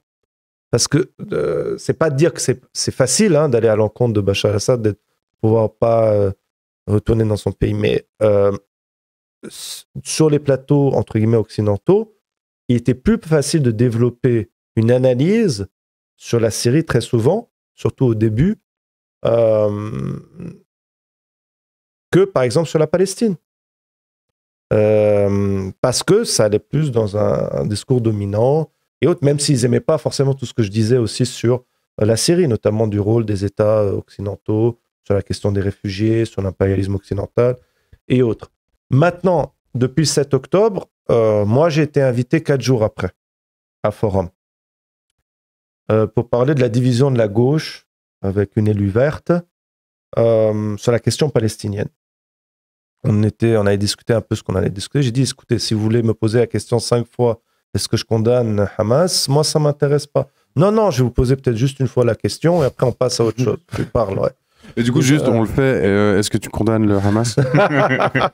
Juste pour qu'on soit... Non, toujours pas. Est-ce que j'ai fait la réponse le 11 octobre? Et c'était dans un moment quand même politiquement relativement chaud. Hein. Et de même, on m'a demandé, est-ce que vous considérez Hamas terroriste? J'ai eu la même réponse pour les deux. Je suis opposé politiquement au projet politique du Hamas, mais je ne considère pas que c'est une organisation terroriste. Surtout, c'est des labels politiques. Hier, l'OLP était terroriste. Aujourd'hui, maintenant, c'est devenu... L'ANC, c'était la même chose. Le FLN, etc. Et puis, il y a un droit de résistance. Ça ne veut pas dire qu'on est d'accord avec les opérations armées qui ont pu avoir lieu le 7 octobre. Mais c'est replacer le contexte. C'est presque devenu un slogan. C'est une partie de mon futur lire. C'est-à-dire, l'histoire n'a pas commencé le 7 octobre. Et c'est ce que moi, je lui ai dit. J'ai dit, je vais parler, il faut replacer cela dans son contexte. Et si vous voulez me demander 20 fois condamner, je ne vais pas condamner. Je ne suis pas d'accord avec ce genre d'action, mais je ne vais pas condamner, surtout sur un plateau en Suisse, dans un milieu extrêmement, disons, dans un contexte politique extrêmement anti-palestinien. Il faut juste se rappeler, les premiers mois, c'est l'histoire viol systématique. On nie pas qu'il y a eu peut-être des agressions, etc. Mais viol systématique, ça n'a pas été prouvé. bébé enfourché, brûlé, etc. Barbarie des Palestiniens et des Palestiniennes et Israël qui se défend. Donc on arrive dans ce contexte. Moi, je repose simplement la question du contexte politique. C'est ce que j'ai répondu à plusieurs reprises, que ce soit aux 10 modérateurs ou à la personne devant moi, qui à un moment va même me parler oui, certes, Israël n'est pas parfait, il commet des erreurs. Je dis non, c'est pas des erreurs, c'est des crimes contre l'humanité. Et après ça, bon, c'est vrai qu'il m'avait promis de me réinviter, j'ai plus été réinvité pour parler de la Palestine, de même que sur une chaîne, sans citer le nom, nationale, quelques mois auparavant, j'aurais pu développer une critique de la politique de normalisation vers le régime syrien, donc après son retour à la Ligue des États arabes et autres, tout en sachant très bien que j'étais un opposant au régime. Quelques mois plus tard, je crois que c'était en novembre, donc un mois et demi après le 7 octobre, mi-novembre, fin novembre, on me demande de faire une analyse sur l'impact de la guerre sur Gaza, au niveau régional et autres. Donc j'explique mon point de vue. Super, on n'entend pas assez cela parler, on n'entend pas assez parler de cela. Donc à 99%, vous passez samedi à heure de grande écoute, etc., on va dire. Le lendemain, on me dit non, ça va pas être possible, finalement, on est désolé. Je dis bon, qu'est-ce qui s'est passé?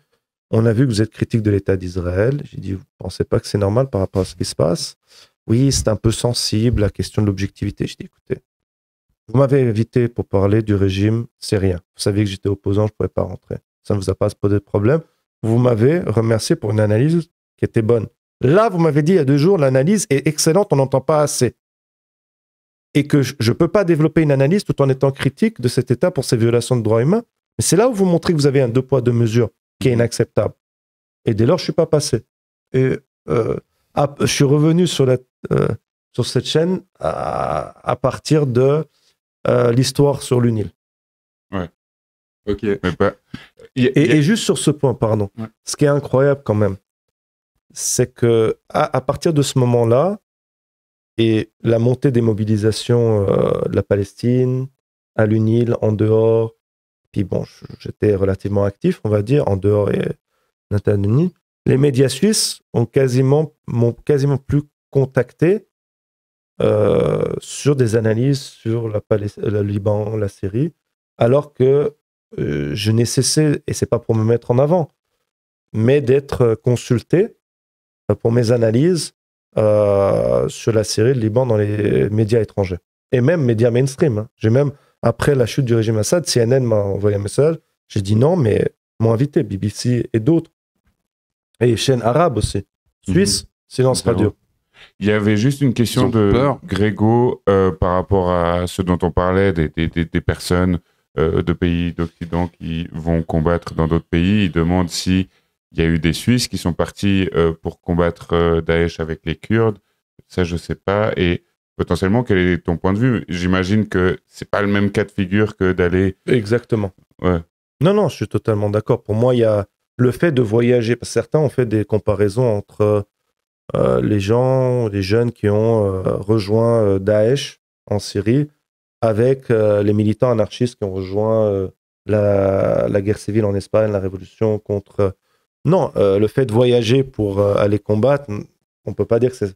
À part cette comparaison, non, il y a une idéologie relativement différente. Hein. Mais c'est aussi dans l'histoire de la gauche, en tant qu'internationaliste, de se déplacer pour aider les autres. Oui, mais là, en l'occurrence, Daesh, c'est une organisation réactionnaire qui commet des crimes et qui majoritairement ne concentrait pas sa lutte en plus contre le régime d'Assad, mais contre des autres groupes de l'opposition.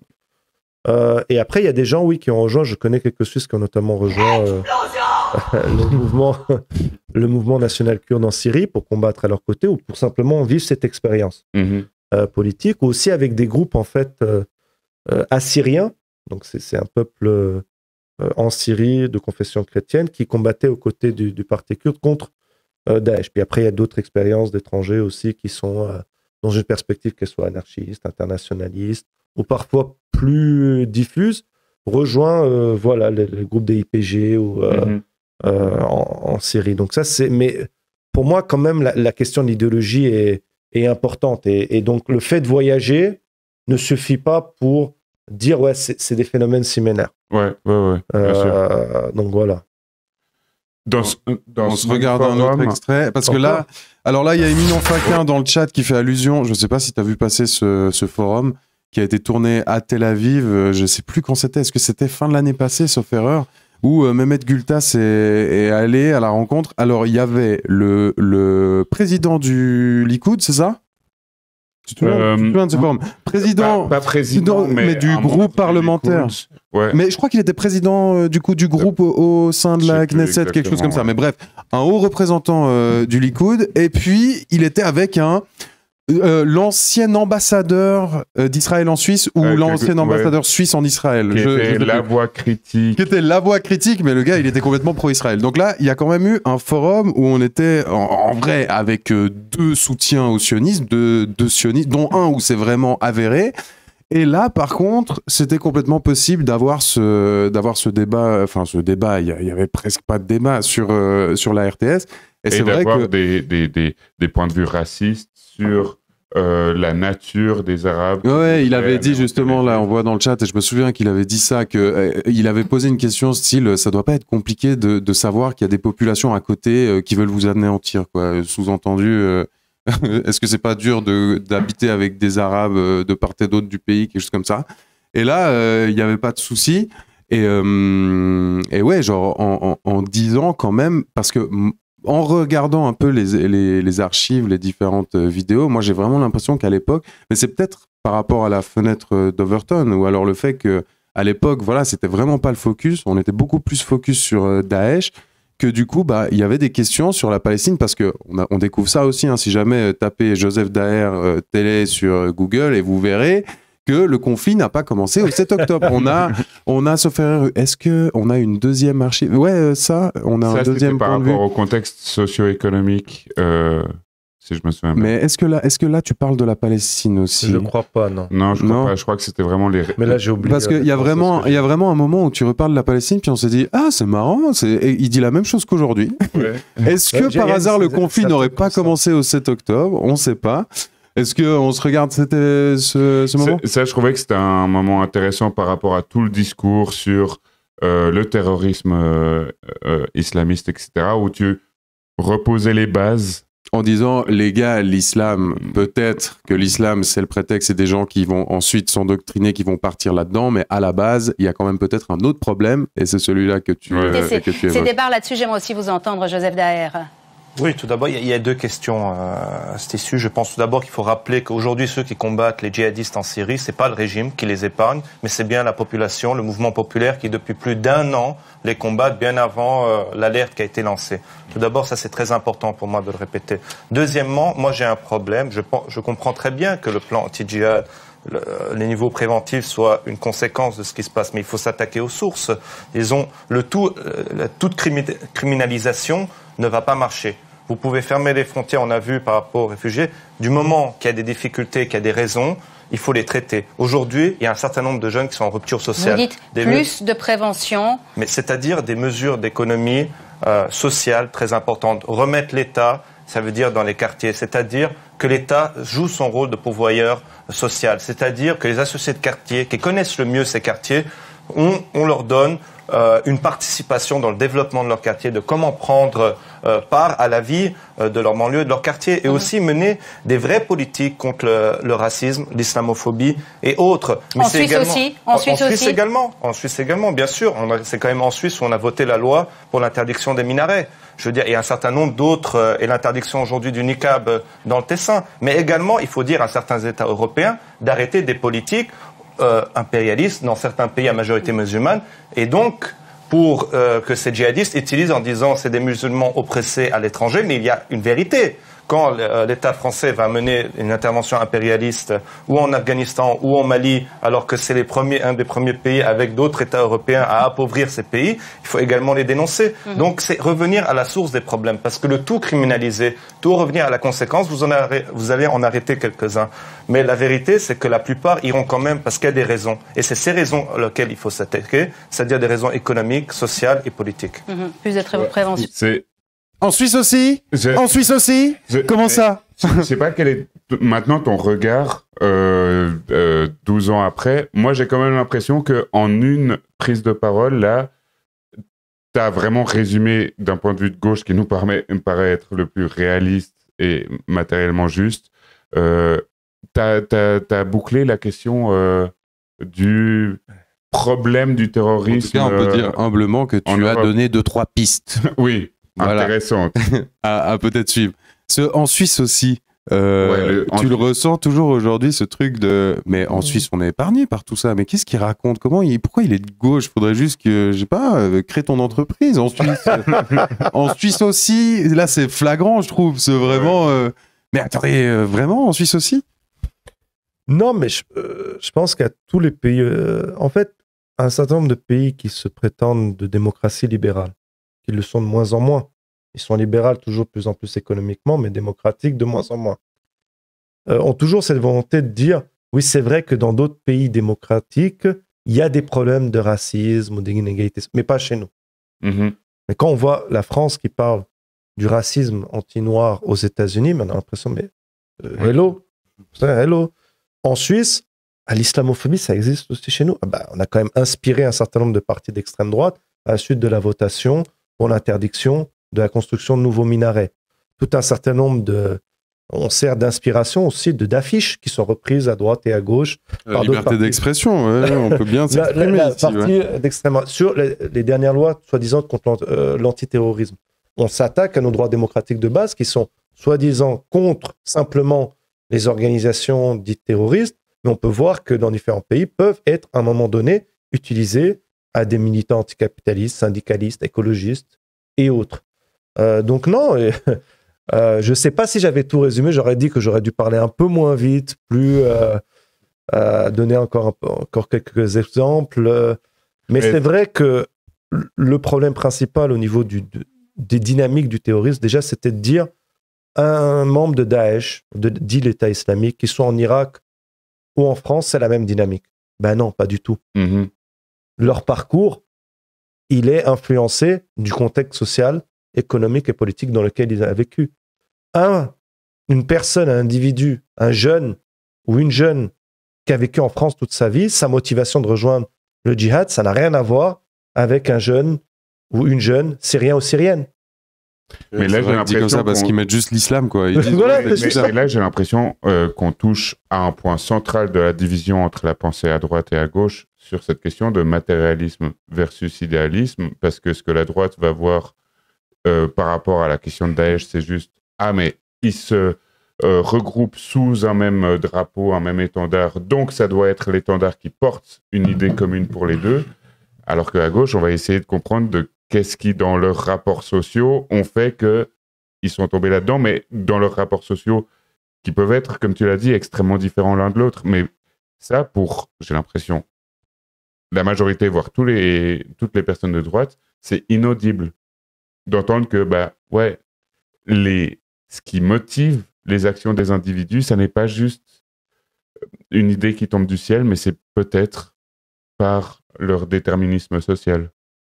Oui, et alors, je suis bien sûr d'accord avec ce que tu viens de dire, mais je pense qu'il y a un autre élément qu'il faut prendre en considération. C'est qu'il y a une motivation politique de dire que ce déterminisme, comme tu dis, cet essentialisme de l'autre, qui est en l'occurrence aujourd'hui l'arabe / et ou musulman, en disant, ces groupes, les motivations de les rejoindre sont les mêmes. Et dès lors, les personnes musulmanes qui les rejoignent, où qu'ils soient, ont les mêmes motivations. Donc, en Europe, ces populations sont dangereuses. Donc, l'islam est dangereux. Et donc on peut criminaliser. Donc, il y a aussi une motivation politique. C'est pas simplement parce que, peut-être, en discussion off, personnelle, ils peuvent faire un effort intellectuel, on espère. Certains, peut-être encore à droite. Encore, espérons-le, soyons optimistes et dans ce cadre-là. Mais c'est surtout la question de la motivation politique. Désensibiliser une population et de facto, à travers l'islamophobie, aussi de la criminaliser par des politiques sécuritaires particulières, en parlant d'un danger particulier qui serait principalement arabe / musulman, et qui a une politique dite qui permet un meilleur contrôle sur la société. Et c'est là où on comprend qu'on s'oppose à l'islamophobie, aux politiques sécuritaires qui principalement les visent. Bien sûr, c'est une défense qui est basée sur la défense de toutes et tous. Mais c'est une défense plus largement de société démocratique qu'on veut faire. Parce qu'à travers ces attaques, encore une fois, c'est d'autres secteurs de la société qu'on va attaquer. Et c'est là où je pense, dans ce discours qui était très marqué, aussi ça venait après le début des soulèvements populaires, et après 2013, c'est vraiment un peu la période des contre-révolutions. On a des coups d'État en Égypte, on a l'utilisation des armes chimiques en Syrie, dans la Ghouta, la banlieue de Damas, et on a la montée de l'État islamique. Dire que ce qui avait été remis en cause un peu dans les théories des sciences sociales, le dit exceptionnalisme arabe et musulman, bien sûr exceptionnalisme dans un sens négatif. Pourquoi ils ne sont pas démocratiques? Parce qu'ils sont arabes et musulmans. A été remis en cause en 2011. Il y a des millions de personnes qui demandent plus de démocratie et justice sociale. Ah merde, peut-être nos théories ne marchent pas forcément. Mais quand on a les coups d'État, Daesh qui montent, finalement, on revient en arrivant, finalement. Et c'était ça un peu qu'on était. Donc, c'était aussi de replacer tout cela dans ce contexte. Maintenant, ça me revient, mais c'est que Daesh prenait... et l'étendard de Daesh, l'étendard de ce dit terrorisme islamique. Moi, j'aimais pas ce terme parce qu'on ne parle pas de terrorisme chrétien, terrorisme... C'est du terrorisme par une organisation qui se revendique du djihadisme islamique, etc. Mais avait pour but vraiment de pousser à travers l'étendard de Daesh, qui d'ailleurs, il faut le rappeler, systématiquement, le plus grand nombre de victimes de Daesh, c'est musulmans et musulmanes en premier lieu. Eh bien, il y avait quand même des comparaisons, des essentialisations, et qui menaient à des politiques plus d'islamophobie, plus de criminalisation. Mais aussi, dans un autre extrait d'une autre vidéo, je crois, tu rappelais qu'il y a quand même une continuité et que c'est un même moment historique entre Daesh qui était analysé comme étant, de nouveau, un peu comme le 7 octobre, comme étant quelque chose qui tombe de nulle part. Et toi, dans un extrait, tu rappelais que Daesh ne vient pas de nulle part et que peut-être qu'il y a un fort lien avec 2003, avec les invasions répétées des pays occidentaux, la déstabilisation et la brutalisation de la société irakienne sous l'occupation américaine. Et ça, de nouveau, il y a un manque de contextualisation, d'historicisation de ces mouvements. Et quand on n'historise pas, ça fait qu'on a l'impression que ça tombe de nulle part. Et donc, on essentialise, on dit que c'est presque naturel. Ça me rappelle maintenant, j'avais toujours cet article que j'avais mis dans le cadre de mon cours, à l'université cette citation de Manuel Valls en 2015, je crois que c'était après le Bataclan, qui disait déjà commencer à expliquer les actes de l'État islamique, c'est les excuser. Oui, exactement, oui. Ouais. Et ça montre une volonté justement alors au-delà de ne pas vouloir comprendre le problème, mais de criminaliser. Parce que si on commence à comprendre la trajectoire, ou en tout cas on essaie de comprendre les dynamiques qui a mené ces hommes à faire ces crimes, que tout le monde condamne. Tout le monde condamne les crimes du Bataclan. Mais quelle que soit la violence exercée par ces acteurs, il faut prendre au sérieux leur discours. Il faut prendre au sérieux la trajectoire de ces personnages. Qu'est-ce qu'ils revendiquent? Pourquoi ils font ces actes? Alors, il peut y avoir, bien sûr, la surface du dit djihadisme, mais si on écoutait les auteurs, il y avait la question du Mali qui était sortie, et différentes politiques qui menaient à l'assassinat d'enfants, ou la tuerie d'enfants musulmans dans différents pays à majorité musulmane. Donc, c'est se poser, encore une fois, oui, c'est de dire, quels que soient ces phénomènes violents, et qu'on ne veut pas. Non, en fait, moi je disais très souvent, ceux et celles qui sont sérieux à lutter contre Daesh, c'est nous, c'est pas eux. Eux, ils produisent les raisons sous-jacentes qui permettent leur développement. Nous, on est les plus sérieux dans la lutte contre ce genre d'organisation. Et